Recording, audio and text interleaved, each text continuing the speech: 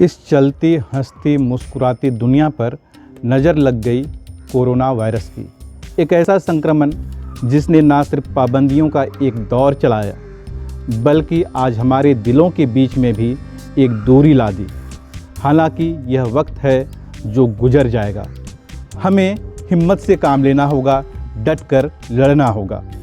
इस कोरोना संकट में आम से खास सभी इसके जद में आए और अपनी परेशानी बयां की। लेकिन आज हम अपने स्टोरी में उनकी बात करने वाले हैं जिन्हें स्पेशल कहते हैं। स्पेशल इसलिए नहीं कि उन्हें ईश्वर ने कुछ अलग से और ख़ास दिया है। स्पेशल इसलिए कि ईश्वर ने हमारे और आपके जैसा उन्हें ज़िंदगी नहीं दी है। कोई अच्छे से बोल नहीं पाता तो कोई सुनने की शक्ति खो चुका है, तो कोई अच्छे से देख नहीं पाता और चल भी नहीं पाता।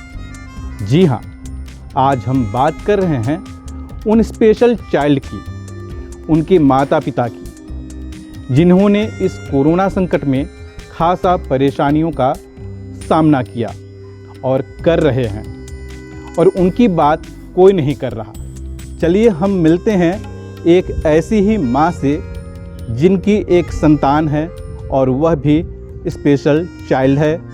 और वह ना सिर्फ एक स्पेशल चाइल्ड की माँ है बल्कि स्पेशल चाइल्ड स्कूल दीपशिखा में एक टीचर भी है। जानते हैं क्या है इनके अनुभव।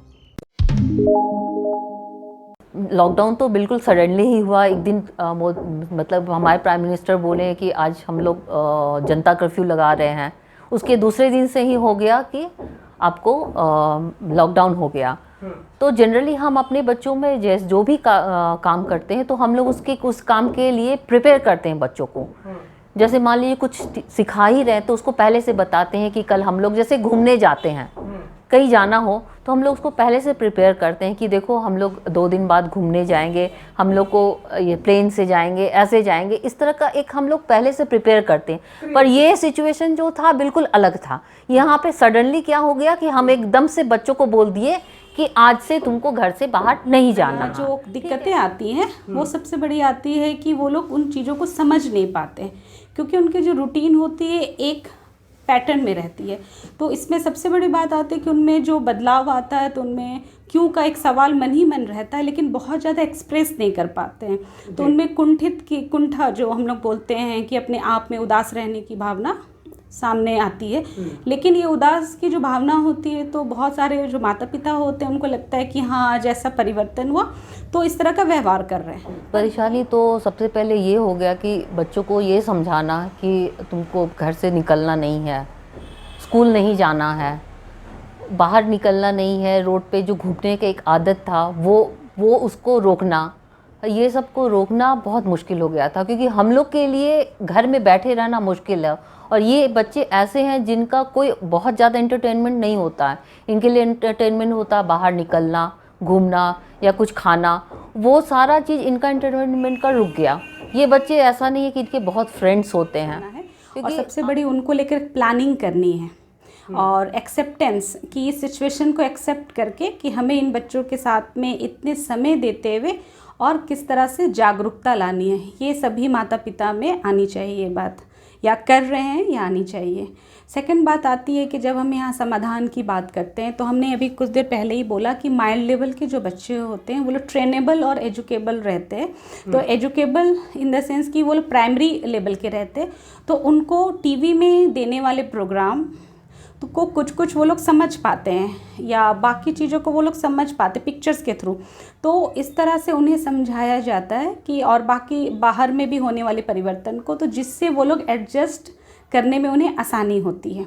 लेकिन अगर जो मॉडरेट और सीवियर लेवल के प्रोफाउंड लेवल के बच्चे को देखते हैं जो मेंटल रिटार्डेड रहते, तो उनके साथ में एक हम लोग कहते हैं प्ले गेम के थ्रू में कि अभी जो हम लोग पहले स्कूल जाते थे अब हम स्कूल नहीं जा रहे हैं, अभी हम लोग घर के बाहर जो जा रहे हैं वो अभी हम नहीं जा रहे हैं। तो वो पिक्चर्स एक हम लोग बुक क्रिएट करते हैं जिसमें ये सारी चीज़ें रहती हैं जो नहीं करते हैं, क्योंकि वो लोग नहीं का मतलब समझते हैं या नहीं का मतलब जहाँ नहीं भी समझ आते तो उन लेवल तक समझाने की हम कोशिश करते हैं।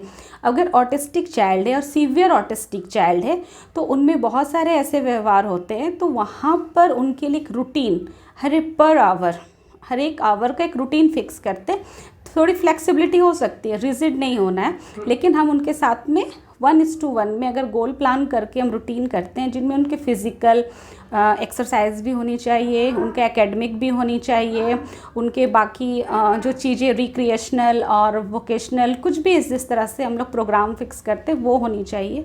और सबसे बड़ी बात आती है कि अगर वो जिस स्कूल से बिलोंग करते हैं वहाँ जो उनकी टीचर्स होती है, जो स्पेशल एजुकेटर्स रहते हैं, उनसे भी उनका कांटेक्ट रहना चाहिए, जिसके थ्रू वो लोग भी काफ़ी सजेशन समय पर दे सके और इन बच्चों को समझने में आसानी हो। ये बच्चे लोग का एक तो रूटीन बिल्कुल चेंज हो गया। जो रूटीन हमें बच्चे आते थे वो रूटीन रहा नहीं। पेरेंट्स लोग के लिए भी मुश्किल ये हो गया कि बच्चा जो स्कूल जाता था अब वो दिन भर उनके साथ रह रहा है, तो वो जो एक रूटीन था इनका, उस रूटीन में ये उन पेरेंट्स के लिए एक रूटीन ये भी ऐड हो गया कि अब बच्चों का दिन में भी केयर करना है, उनका दिन का रूटीन भी सेट करना है। तो और उसके साथ हम लोग का ये हुआ कि कनेक्शन भी कट गया पेरेंट्स के साथ। स्कूल आते थे बच्चे तो एक कनेक्शन बच्चों के साथ होता था, वो कनेक्शन कट गया। तो हम लोग को ये लॉकडाउन में ये करना पड़ा कि हम लोग को बच्चे के साथ कनेक्शन जोड़ने से पहले पेरेंट्स के साथ कनेक्शन जोड़ना पड़ा, क्योंकि बच्चे तो हमारे फ़ोन करके हम फ़ोन करेंगे तो बच्चे तो फ़ोन रिसीव नहीं करते। अगर नॉर्मल बच्चे रहेंगे तो शायद वो फ़ोन रिसीव करेंगे, पर हमारे बच्चों का जो भी कनेक्शन होगा वो पेरेंट्स के थ्रू ही होगा। तो हम लोग को पहले पेरेंट्स के साथ कम्युनिकेशन करना पड़ा कि बच्चे आपके कैसे हैं, किस तरह कर रहे हैं। धीरे धीरे उनको समझाना पड़ा कि बच्चे जो हैं इनका एक रूटीन होना बहुत ज़रूरी है। तो ये जो रूटीन जब हम लोग समझाएं उसके बाद तब फिर इन लोगों को समझ में आया हाँ कि क्योंकि ये बच्चे तो खाली ही बैठे रहते, मम्मी है अपना खाना बनाने चली गई, पापा है वो अपना कुछ लैपटॉप में काम कर रहा है या कुछ भी काम कर रहा है, तो ये बच्चे जो हैं वो तो खाली हो जा रहे हैं। तब इन बच्चों के लिए भी हम लोग टाइम निकाले और इनको एक रूटीन दे, ये हम लोग को समझाना पड़ा था। तो अगर डे स्कूल की बात करें तो इन बच्चों को एक जो ईयरली अगर हम लोग प्लान करते छुट्टियों में समर वेकेशन का, तो उनकी थोड़ी सी हैबिट होती है। लेकिन अगर ये 1 मंथ से अधिक हो रहा है कोरोना, तो ये कहीं ना कहीं पेरेंट्स के भी पेशेंस पे डिपेंड करता है कि उनका मेंटल स्टेटस अभी इस दौरान कैसा है। क्या वो लोग अपने आप को काफ़ी बैलेंस करके रखे हैं कि चीज़ों को एक्सेप्ट करते हुए, या वो काफ़ी परेशान है, तो वो इफ़ेक्ट इन बच्चों पर भी आएगा। क्योंकि कहीं ना कहीं वेंटिलेट होती हैं कुछ बातों से, क्योंकि एक वर्क फ्रॉम होम भी एक बहुत बड़ी चीज़ है। तो लोग कई लोग मध्यम वर्गीय भी हैं, हाँ, तो उनको पैसे की आर्थिक स्थिति भी बिल्कुल है, और उनके स्पेशल चाइल्ड है बिल्कुल, क्योंकि उनकी एक अगर हम बात करें आर्थिक मानसिक और स्थिति को भी देखते हुए, और जो आगे की जो फ्यूचर उनकी जो प्लानिंग रही होगी, जो नहीं होने के कारण भी वो जो माता पिता है वो कहीं ना कहीं तनाव में होंगे या रह रहे हैं। तो ऐसी स्थिति में उन बच्चों पे तो उन बच्चों क्या सभी बच्चों पे असर आता है। लेकिन यहाँ सबसे बड़ी चीज़ ये आती है उत्तरदायित्व। जो माता पिता होते हैं वो अपने उत्तरदायित्व को समझते हुए, चीज़ों को देखते हुए धैर्यपूर्वक अगर काम करें और अपने आप में भी खुश रहने की प्रवृत्ति और किस रूप में वो लोग अपने वर्क को ठीक करें, तो इन बच्चों के साथ भी वो लोग अच्छे से व्यवहार कर सकते हैं। और इनका एक बहुत बड़ी चीज़ आती है कि इन्हें टाइम तो चाहिए ही, टाइम नहीं देने से इनमें जो परफॉर्मेंस होता है, जो डेवलपमेंट होता है, वो कहीं ना कहीं प्रभावित होता है। मेरे केस में तो कनेक्शन बढ़ा, पर ऐसा भी सुनने को या हम लोग एज ए टीचर देखे हैं अपने ऑनलाइन क्लास में जो देखे, उसमें देखे ऐसे भी पेरेंट्स थे जिनका काफ़ी बिज़ी रहने के कारण इस लॉकडाउन में, जैसे मम्मी थी वो काफ़ी ज़्यादा काम में बिज़ी हो गई, काम करने वाली नहीं आई, कोई भी नहीं आ रहा, हेल्पिंग हैंड नहीं आ रहा है, प्लस हस्बैंड भी अभी ऑफिस नहीं जा रहे हैं, तो एक काम बहुत बढ़ गया था। तो वो पेरेंट्स जो थे वो बिज़ी हो गए, तो बच्चों को टाइम नहीं दे सके। तो एक बच्चों में भी और एक पेरेंट्स में भी एक इरिटेशन आ गया। वो इरिटेशन धीरे धीरे बिहेवियर में बच्चों को आ गया। और ऐसे भी हमारे जैसे हम जैसे पेरेंट्स हैं, ऐसे भी हमारे हैं जो हमारा लॉकडाउन में बॉन्डिंग बच्चों के साथ बढ़ गया, क्योंकि पेरेंट्स जो हैं उसमें फादर जो हैं वो ऑफिस नहीं जा रहे हैं, घर में रह रहे हैं, तो बच्चों को ज़्यादा टाइम दे रहे हैं। तो जो टाइम पहले काम में निकलता था वो बच्चों के साथ बीत रहा। तो दोनों तरह की सिचुएशन थी। एक जो था जिसमें बच्चे करीब आ गए, उनको ज़्यादा समझने का मौका मिला, और एक बच्चे ऐसे जो अलग थे वो और अलग होते गए। ये सबसे बड़ी बात है जहाँ पर जॉइंट फैमिली है और न्यूक्लियर फैमिली, इस बात पर भी डिपेंड करता है कि वो बच्चे किन परिवार के बीच में रह रहे हैं। तो अगर माता पिता के साथ साथ परिवार के बाकी सदस्यों का भी तालमेल होना बहुत ज़रूरी है।